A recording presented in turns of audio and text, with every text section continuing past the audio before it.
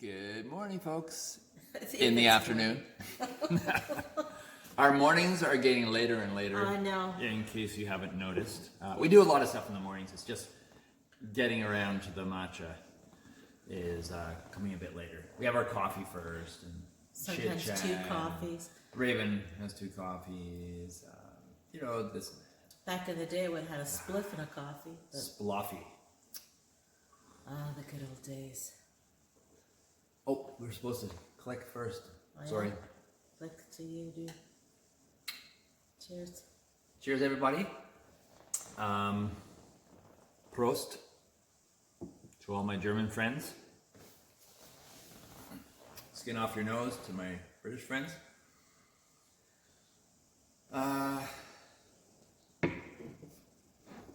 It's a rainy day Yeah. on the outside, but it's not raining on the inside. Thank God. And I don't know, Ray, we're in good mood today, I think. Yeah. Yes. I think Pull we off my jacket there.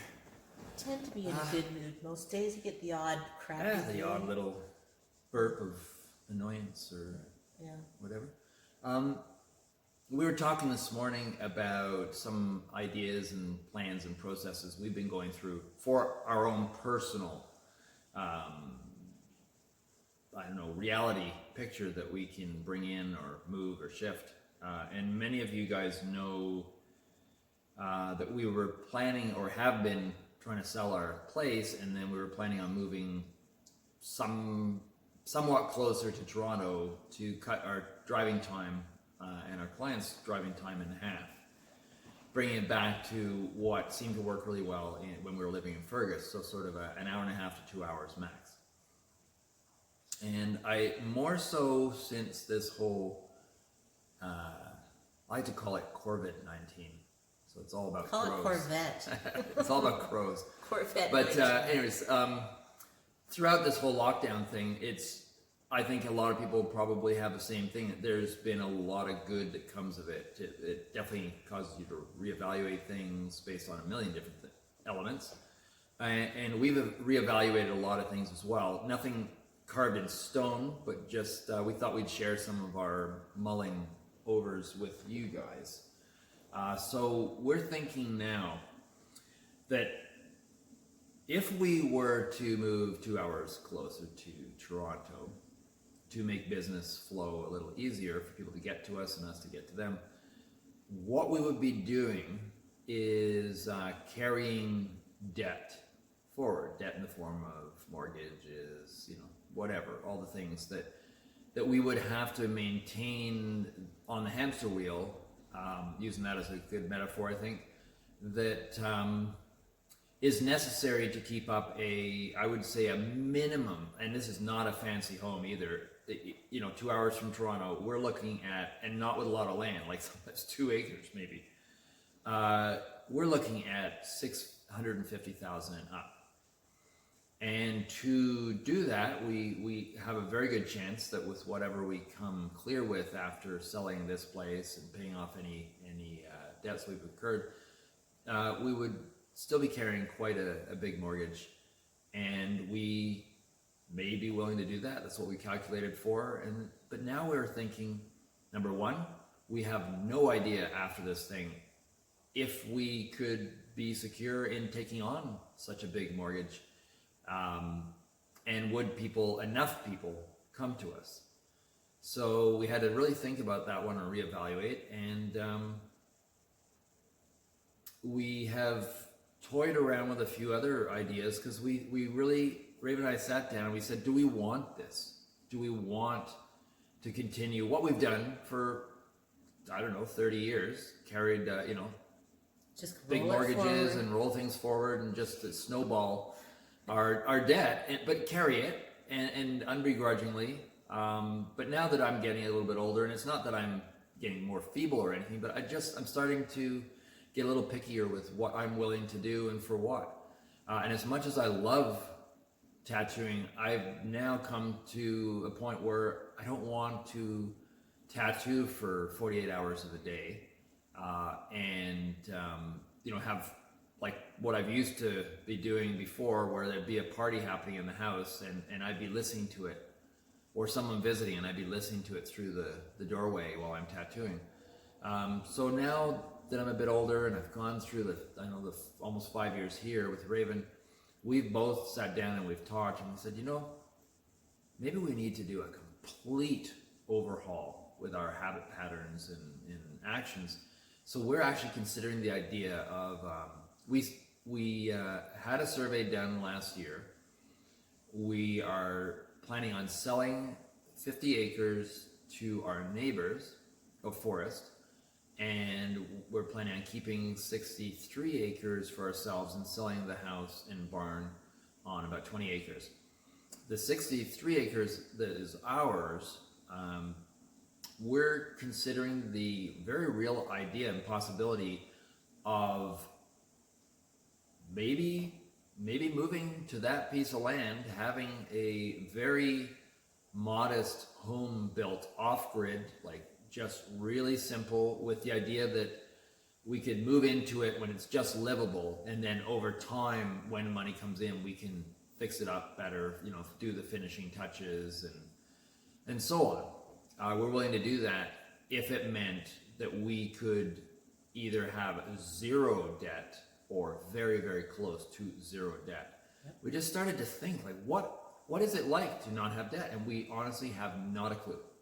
Not a clue, unless we look back to the times when we sort of didn't have debt, but didn't really have anything else either. And we look back to those times and it's like, man, we were pretty happy. We still had debt because when we first met, I had a mortgage on the witchy shop, and we just rolled that mortgage forward to the next house and the next house. So we always had debt. That's true. It just, at various points in our history, it got bigger or smaller or whatever. So that is, and I believe we've already had this discussion on one of our morning matcha episodes. So I think it is, it's like a spiraling back to why we even ended up here in the first place. And a reevaluation. And a reevaluation, because initially when we looked at this, we fell in love with the forest. Was not this house. In fact, there were a lot of things we didn't like. I mean, I had my issues with this house. I called it my mother's house. I called it a McMansion. I insulted it. I mean, people know. People who came up the first few years that we were here, 2016 and especially 2017, 2018. It was like I was not a happy camper in my mother's house. But I also realized, I don't know why it took me so long to fucking realize, but anyway, that I had to make peace with my mother. That was a huge part of me being in my mother's house for the last fucking 5 years. But she's such a cute little goody-goo kind of mom. She's, what, God bless her, and, she's my mother, and, mothers and daughters, whatever. But, I had to make my peace with my mother. She did the best that she could do with what she had and her conditioning, and we're all conditioned. Take your pieces and gather them into one piece. Well, yeah, essentially, but at some point, that's why yesterday was an important talk, I think, because even dealing with the fallen idols of our own historical past, and that a close friend of ours who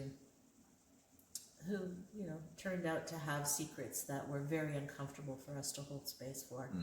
But we found the place of forgiveness, and also forgiving ourselves for even, it took us this long to forgive. Yeah. On all levels.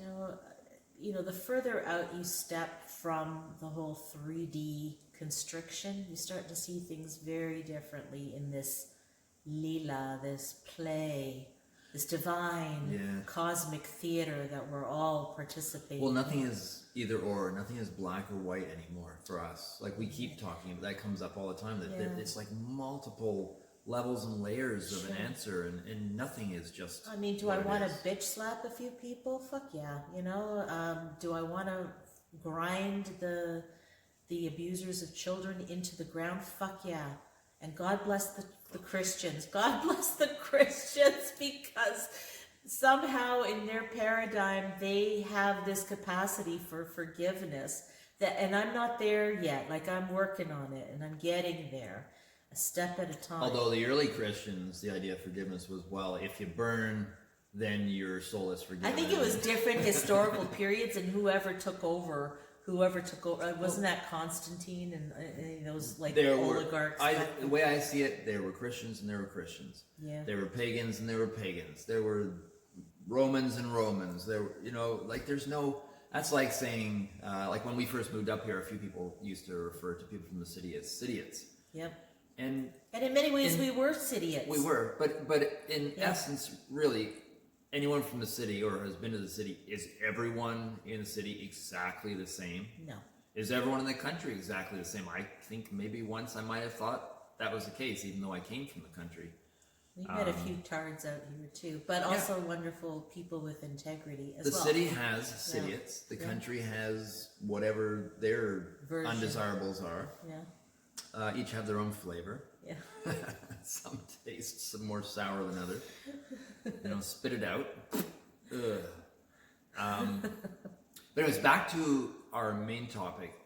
Our overall musings the last few days have been really looking into ourselves and thinking, what is it that makes us happy? What is it that takes away our happiness and our contentment? Like the happiness that's a natural, core, heartfelt sort of thing, not something that keeps grasping for bigger, better. For me, I'm finding that and it is an idea, but I get to go in and out of it with experiences as well. But it is an idea, a concept of being debt-free. And one little facet that for us has always been an irritant, and it doesn't mean everyone else has to find it one way or another. It's just for us. It's our truth. I despise hydro. I despise having to pay hydro. I despise having a smart meter that is not my choice. Yeah. It's just one of my little peeves. Anything that infringes on freedom. Yeah. And I think that's a huge piece. And we also acknowledge that solar is not an answer. It's not a panacea to everything. It's not, it has its issues and there are, blah, blah, blah, blah, blah. But that's not the topic of today. But for us, solar does take us off of hydro tip. And that is something that we are desiring more than ever amongst a few things. So our overall concept is to be more in the forest than up out of the forest looking at it. Having our whole place, if it went the way we were kind of just entertaining, it would be roughly a 30-foot by 60-foot one-floor space that we would build or have built and take part in the build. But the idea is to take the money that we would have normally to leave as a deposit on a house moving closer, and rather than just putting it as a deposit and then just taking on more debt, that we would hopefully get enough built that we could live in without going into any debt, and then build further, complete that build as we're living in it, as we get bits of money to spend. Right at the moment, we really kind of have no idea if it's doable or not, but there's a possibility. And number one, we have like the ultimate best solar guy out here, Michael Gallo Tech. He's a trained robotics engineer. And former Citiot. Sorry, Michael, I'm just... According to the term. Michael Gallo has integrity. Michael has been out here for 10 years, roughly. Came out on his own, as far as I know, and got married and had children out here, has children. Built his own log cabin, set up his own off-grid setup, which he's very, very happy with. And he's basically started a kind of solar that people can trust in. I watched on, when I started thinking again about solar, which I've done many years before, one of the things that turned me off of it was that people on YouTube would say, oh yeah, I set up my solar and yeah, I got to turn off everything and I got to have my little flashlight on because we can't afford to have lights on all the time. I got to turn this off while I do that, and that off while I do this. And when the pump comes on for the water, it's a real problem. And so I actually sent that to Michael Gallo and said, like, is this an issue? And Michael said, that's someone who does their own job, or someone who hires someone that doesn't know a lot. And there's lots of those people out there. Michael Gallo promises the state-of-the-art options, and many options as well, where you can even have radiant floor heating and ongoing hot water and whatever else that you need with solar setup. And I know for a fact, because I've dealt with Michael Gallo, we both have with other things than solar in this place, and his work is impeccable. You couldn't do better. So we're very lucky because in this area we have Michael Gallo right there. We know and trust him. We have the guy who built our barn, Sean Kelly, who we have gotten to know. We really like him. He even helped me shear my sheep in a black fly season. And he's agreed to consider building our house actually I haven't talked to him about that yet, but the idea would be that I could help him and do bits on the time where he's not there to save money and just make it possible, to make it at all possible. But also because I really love Sean Kelly's energy like I do with Michael Gallo's. And for Raven and I both, it's really, really makes a difference. The person who does your work that you're going to live in, that they have a good energy, besides that you can trust them and their work's good and stuff, but that there's a good energy. Because for me, I find that energy is left in that place, in that house, in that barn, wherever. And we've had a couple of years of enjoying the barn that has both Sean's and Michael's energy in it, because they've both done work in there. And we're pretty fortunate because we have both of them very close by and both willing to do the work, all each with their other network of people that they trust, for whatever, plumbing or for what have you that you'd need. So that's what we're thinking about, is what would it be like to immerse ourselves? And it's scary because it's very different, and I've always relied on a constant flow of money that's made me comfortable. And I have in the past been willing to, in a sense, overwork and be quite happy with it because I really enjoy the work I do. But now that I'm getting to this place in my life, Raven and I want to spend more time together. We want to pull in more variety of creativity, and I've been exploring that with my carving and my painting and everything else that I've been doing. And I don't want to go back to an old pattern anymore. I kind of like having a healthy balance of tattooing, painting, carving, and just getting up in the morning and going, what project am I going to work on today? And even if I don't make as much money, if I can make enough to be comfortable and just be really enjoying my days as they come, I'm thinking that this idea that we have might be amazing. And we would have 63 acres. It's mostly forest. We've already been working on managing that forest. We had a few trees removed last year to just bring in better circulation and more light and allow some of the hardwoods to really start growing more. And this will involve now us cleaning up some of the brush, which was kind of, in essence, the way it was before anyways. But basically, if we're going to live there, we want to kind of turn, we already have little trails going through this forest for any of you that have walked through it.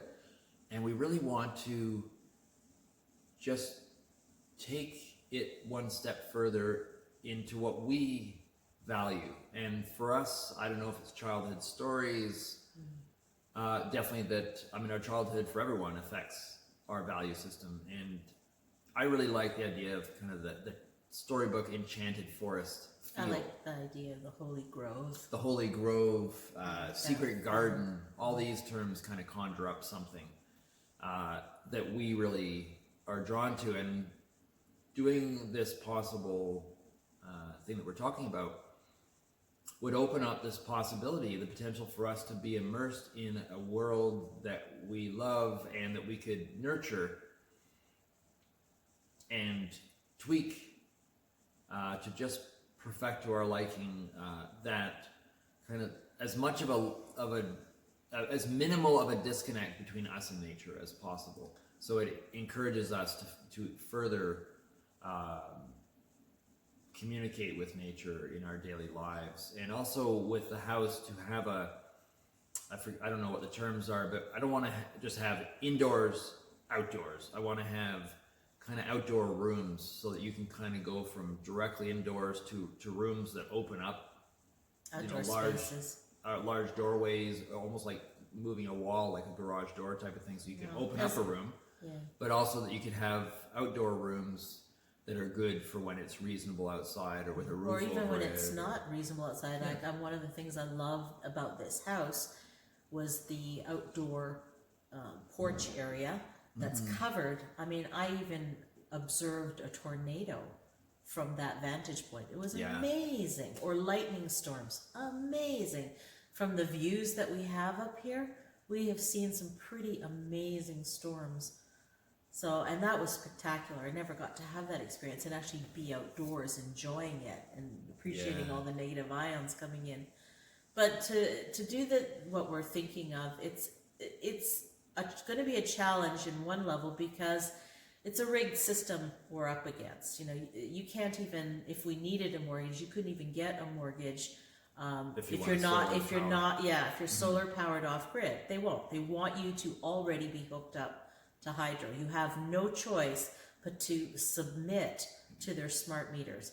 And I hate that. I hate that fucking imposition. As soon as I have to do something, I just automatically don't want to do it. Fuck off.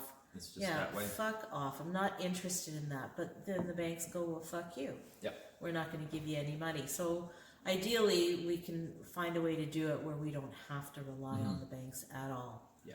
At all. But we'll see. We'll see where things go with this. But we really have gathered up all the things from being out here that we absolutely love. Nature. Yeah. Water. Water. The Clean most water. amazing water. Clean water. Air. Clean air. Yeah. Lack of noise pollution. Forest bathing. We don't hear a siren ever. I hear a siren when Raven's talking to Tim on the phone, and it's coming through the phone. From Toronto. Yeah. So these are things that we've become very, very connected with, and we don't want to let go of those. Whenever I've gone to the city, I forget, and I'm like, everything is chlorinated with fluoridated with fluoride in the water, and frankly, most people are, if they're using anything at all, they're using Britas, which I'm sorry, folks. You may think I'm a snob or something, but it's not that at all. Brita is an excuse. It's a facade of a water filtration plant or process, and not adequate. And it doesn't take fluoride out of the water either. And I'm sure there's many that think fluoride's really good for you and it's the greatest thing to drink. Why not just buy a bottle of it then? Why have it put in the water? Why not just put your own in? It's like buying salted peanuts. Why not? That's okay. Your dentist will push it on you, because all dentists do. They love to push the fluoride. Oh, of course.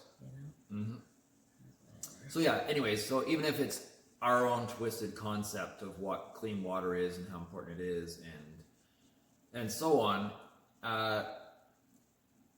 I really, really love clean water to drink. I love to just be able to pour it out of the tap if I want and not have to worry about it. To bathe in it. I spent my whole life going, I don't know if I can really justify the cost of putting that proper filtration nozzle on the shower so that I can do my little shower things and clean and detox and stuff. And it's like, oh yeah, but then, or a filtration plant set up for the whole house, and those are, this many thousand. Now I don't have to think about any of that. I mean, I do my little water test every so often, and that's it. So I have perfectly clean water, and now I actually have the opportunity to consider solar, where I will say goodbye to hydro. Whenever there's a power cut, I'll never have it. I'm one more step towards not being swayed by the wind that's affecting everyone else. I know for a fact, at least to some degree, that the less debt I'm in, the less I'm affected by situations like this. It affected us a lot more than a lot of people because of the debt we're carrying and how precariously we are balanced on a precipice with, and the timing of selling our house and getting things going and bringing in money, which I've been doing and traveling. And then the whole CV thing comes along and it just like, whoa, knocked us even further. Which I'm not complaining about because it brought a lot more wisdom and a lot more insight into everything we've already had. And it's been largely responsible for us considering what we're considering, building our own place, which I've always wanted to do and never believed I could do it or could afford it or anything else. And now we may be in a situation where we can't afford not to, which is awesome because I need to be pushed into that realm because I've always wanted to do it. And what a horrible thing to go out of this life someday never having done something that I'd always dreamed of. So I might be right around the corner from that possibility. And I'm really excited about sharing our experience as it unfolds with everybody. Because it's not something that everyone does. And it scares the shit out of us. It did scare the shit out of us. And now we're kind of boldly just going right into it. I mean, some people will just build their own house. I'm pretty creative, but I've never had the belief or confidence that I could build my own house. And I'm not going to be building my own house. I'm going to have builders that I know and trust let me hopefully help them build it and learn. And therefore I'll be able to continue from that point on. But I'm getting all kinds of exciting ideas about how to create my environment around me. It's going to be largely something to really facilitate my creative processing and ideas and a place that when people do come this distance to have an experience getting a tattoo, they will be immersed in a lot more of our true authentic environment that would be an extension of us, more so than what this house is. And I'm looking forward to that. I'm really excited about that. And I'm also excited about creating my art in a place that I've largely created myself, that I've envisioned, and I want to also turn it into my art, which has also been a dream of mine, to be able to do carvings on the walls and on beams and look at my house and say, well, what do I want to do here? What kind of finish do I want on the wall there? And actually be able to do it without thinking about the resale value and, will this make it easier to sell the house if I do this? I've always had to think of that, and I never really liked that. So these are the exciting elements of what we're looking into. When the time comes, if this is the way it goes, if anyone out there is excited about that kind of idea, we will never ever say no to anyone coming down and helping out once in a while. I mean, when the house is being built, that's the builder, but little peripheral things here and there, there's always something we're going to be playing around with. But also we'd like to eventually, hopefully, have some little places for people to tent it, or cabins and things down the road that people can stay in. I'd like to have some, very small cabins, but have some where there's like a little wood stove in them so people could come and stay in the winter. They could come down and meditate, come down and write, read, whatever someone would do if they just want to have a little bit of quiet time. So that's part of the dream, which is what we had when we moved here, but it was just too big to get anything done. Yeah, we got overwhelmed by the cost of everything. And it needed too many committed folks, people and hands to make it happen. It was just too much for just two people. It was impossible, actually. And we were trying to do too many things at once, and we've realized now it's just choose the most important things and focus on those things that are actually doable. So that's just a little bit of an insight into some of our musings and plans and the good stuff, some of the good stuff that's come out of this whole quarantined time. It's really given me a lot to think about and given me a lot of clarity in so many ways about myself and about what I value and what I want for the next 40 years of my life. Are you going to live that long? I'm going to live for a long time. When I have the place that I want, and I'm with the partner that I want, why would I want to live a short life? 100 years old, though? Yeah, no problem. You've seen some of these European 100-year-olders? Yeah, I know. I'm just saying, I don't know if I want to hang around that fucking Okay, well, if you have to exit before me, just give me a forewarning. I will. Okay? But no, in all seriousness, I'm getting kind of excited about the idea of being able to immerse myself in a world, a home, a little space that surrounds me that is largely in my control, that I have control over, that the country doesn't dictate everything that I can and can't do,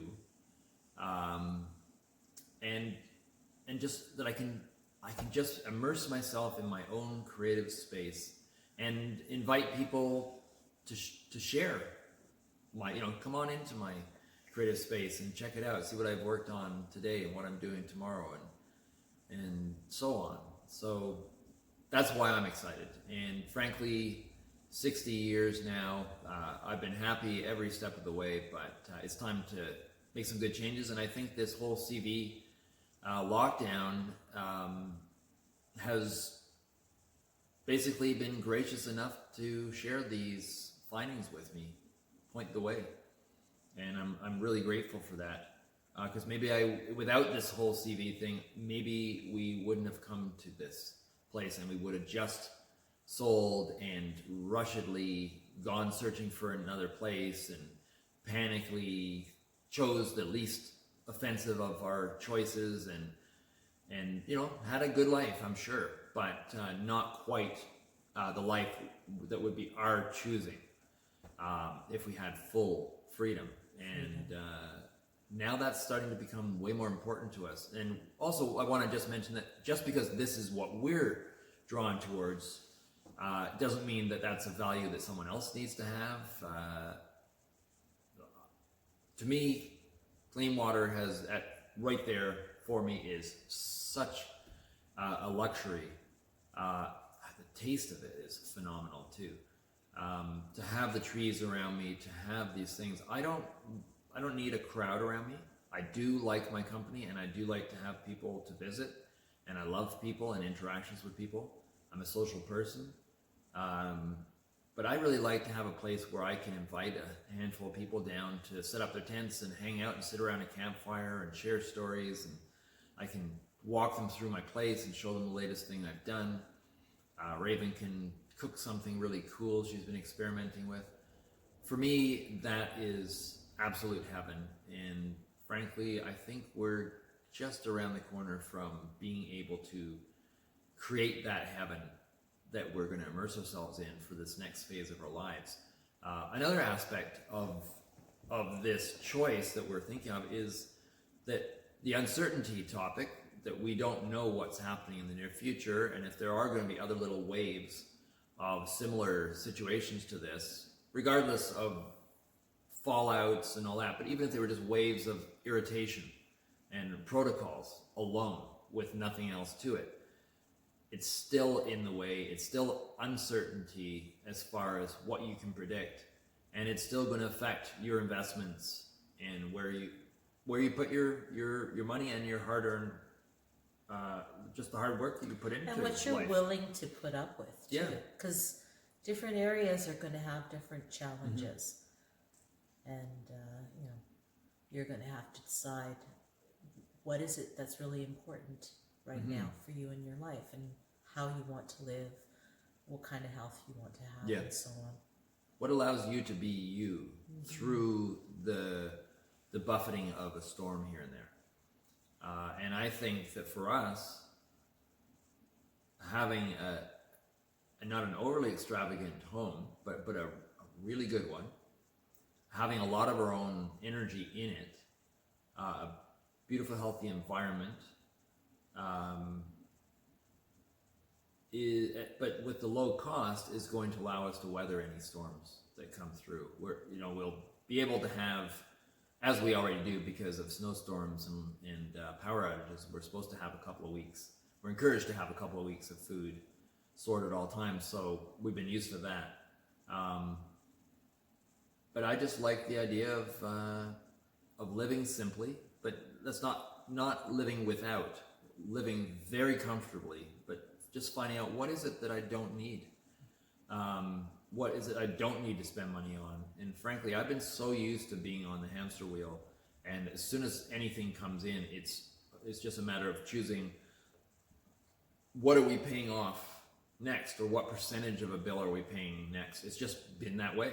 It's always been that way. And then of course also what comes with that for me is, in the past would be, oh, I've worked a 10-day week of long hours. I've loved every moment of it, but I really need a break. So let's go out and just spend a whole bunch of money on dinner out or something. And that's nothing wrong with that. But if it gets to become a habit pattern and you find yourself sitting at a restaurant at an expensive meal, but not really enjoying it any more than any other meal, it's not a special treat anymore, which is what quite often I would find. It was more just an excuse because I worked so hard. That's an action reaction, and I just want to go out and beyond that and do something really different. And frankly, after what we've done for the last 4 or 5 years, and now through this situation, there's not a lot we're scared of anymore, that's for sure, which is also good, because now it's just given me a lot more energy and focus and assurance that what I'm thinking of next and planning with Raven is going to be a very, very exciting adventure. And things that I myself had thought of when I was a teenager. These are all things that I had valued but never really took myself seriously enough or had enough confidence in my own decisions and thoughts to actually pursue them. Compared to some people who, when they were like in their 20s, went out and, built a cabin by themselves and all kinds of stuff. So I have a lot of appreciation for people like that. And now we're going to take a chance, while we're still healthy enough and young enough, to go and do it ourselves. So I'm just really excited about this. It's not an absolute for sure, and it probably will not come out exactly the way I'm going to imagine it, because it's going to be a process of troubleshooting and things opening up as they come. And already some approximations of costs of building and things are probably already starting to point that they'll be more expensive than what we're hoping for, which is why we're thinking of anything I can do to cut down those costs, number one, and the possibility of living in a place before it's completely finished, which also helps us kind of shoehorn into our situation that we want to be in, and then money as it comes in we can use to kind of finish off. But then there's always those unexpected happy surprises, so yep, I look forward to those too.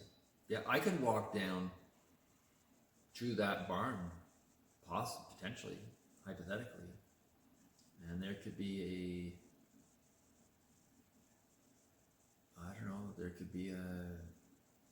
I could be digging around and come across a gold bar.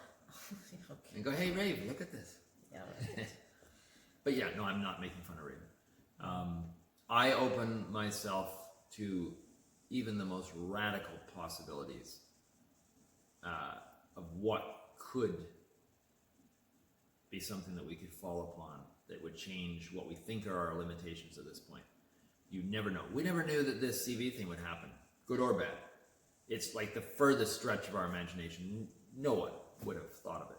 Although it was pretty much as predictable as false flags. That's part of their toolkit, right? People that control, like Bill Gates thought of it, of course. He planned it, I'm sure. It wasn't just him. No, he's just a name I can pull out of a hat so quickly. Yeah. I think that there are people way more powerful than Bill Gates, and you don't know their names, and that's why.